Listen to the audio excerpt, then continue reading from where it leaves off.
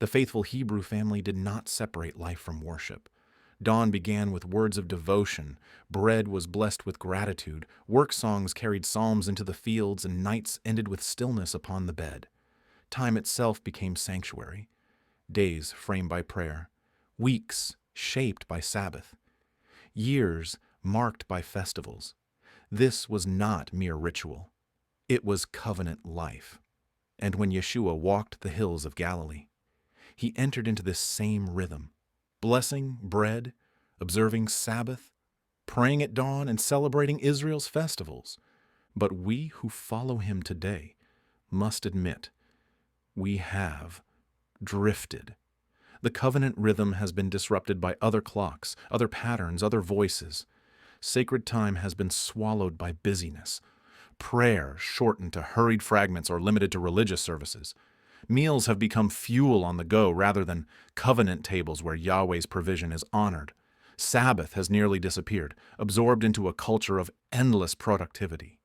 The festivals that told the story of redemption have been replaced or forgotten, cutting us off from the agricultural and covenant calendar that once guided God's people. Even the way Torah is taught, spoken along the path, around the table, in the everyday flow of life, has been replaced by compartmentalized programs and abstract lectures. This is the shift we need to examine. How we have exchanged a life where every breath was a covenant with Yahweh for one where spiritual life is a separate activity. Both the Masoretic text and the Greek New Testament of the Textus Receptus testify that this rhythm was never meant to be lost. Yeshua did not abolish it.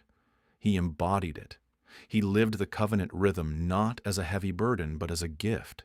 Time set apart, bread blessed, rest embraced, stories rehearsed, paths walked in Torah's teaching.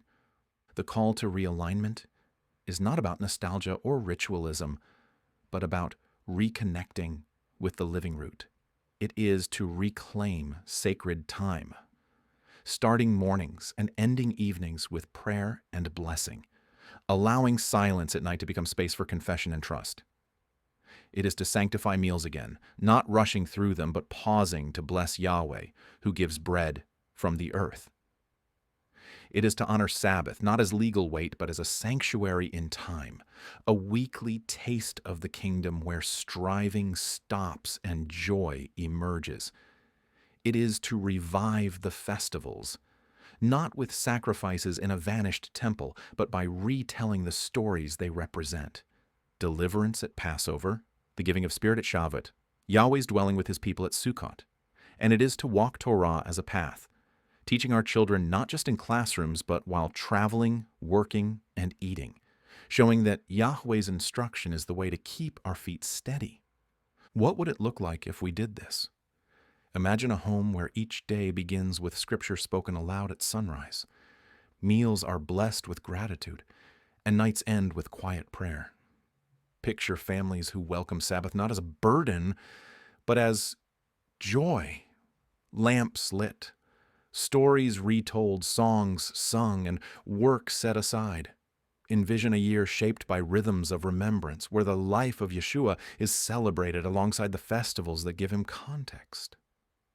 Imagine children who learn faith not only through lessons, but by walking behind parents whose words and actions align with Torah's path.